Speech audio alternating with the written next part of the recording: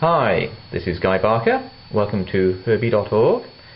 I'm going to give a demonstration of how to use Herbi Writer with more than one student, which might be useful in a classroom environment.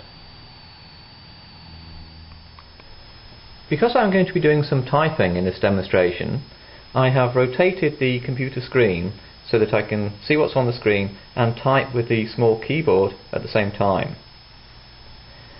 So say I want the name of the student to appear on the screen. The first thing I will do is click the settings button up here, and then because I want to add a student to the list of students known to Herbi Writer, I'll click the add button.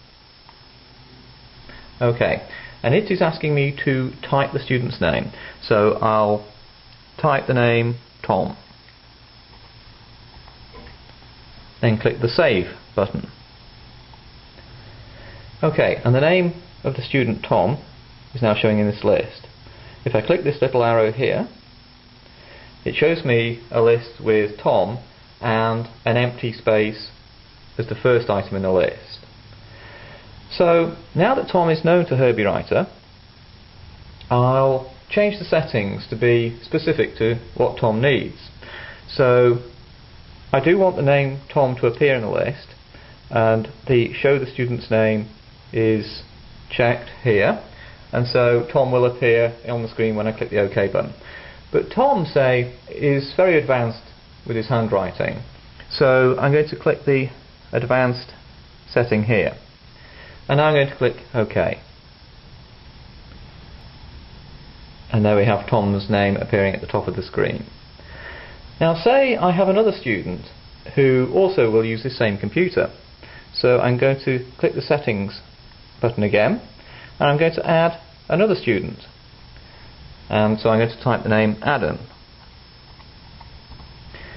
and click save. Now Adam has quite good handwriting skills, but not as good as Tom's, so we're going to select the intermediate level here.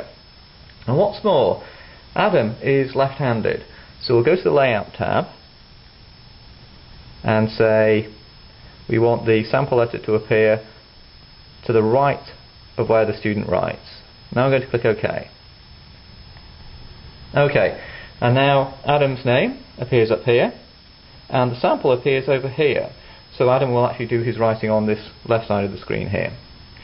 And say we have one more student we'd like to use at this computer. So again, I'll click the settings button and click the add button again, and we'll add another student called Max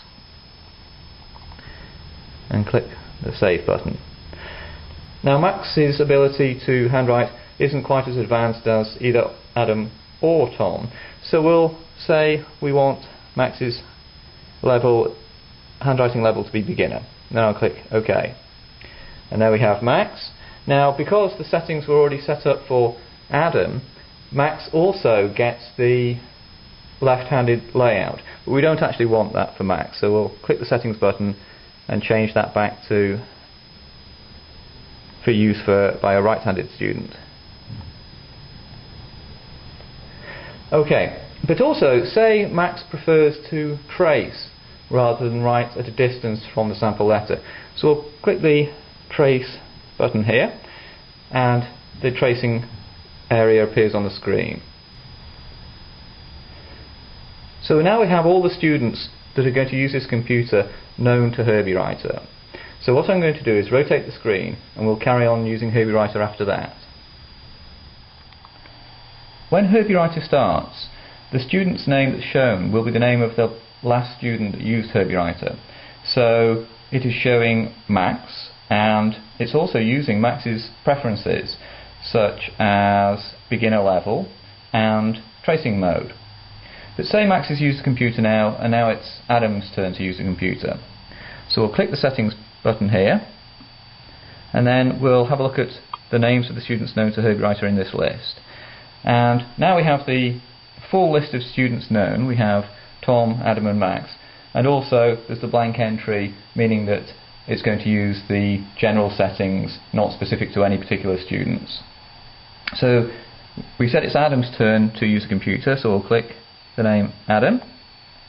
And once we do that, as soon as we do that, all the settings for Adam will get loaded up. So the level changed to intermediate, and in the background we also saw that Herbi Writer moved out of tracing mode into the other mode where the student writes at a distance, and also it's set up for use for the left-handed student. So I'll click OK, and Adam's ready to go. And say after a few minutes Adam has had his turn at the computer, and now it's Tom's turn. So we'll click the settings button and click Tom from the list. And again in the background we saw the settings for Tom get loaded up.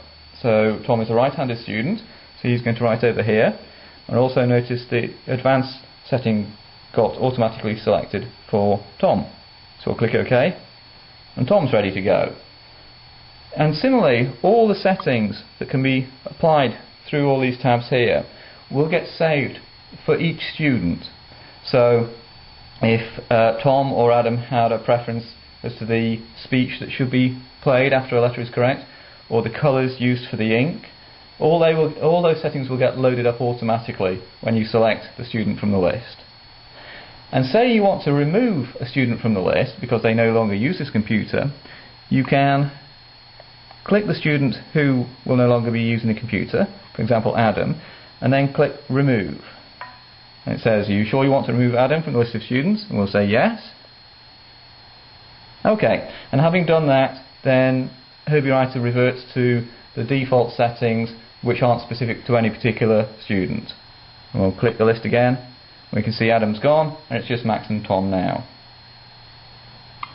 So we'll pick Max and click OK, and Max is ready to go. So that was an introduction into how you might use Herbi Writer with more than one student, for example perhaps in a classroom environment.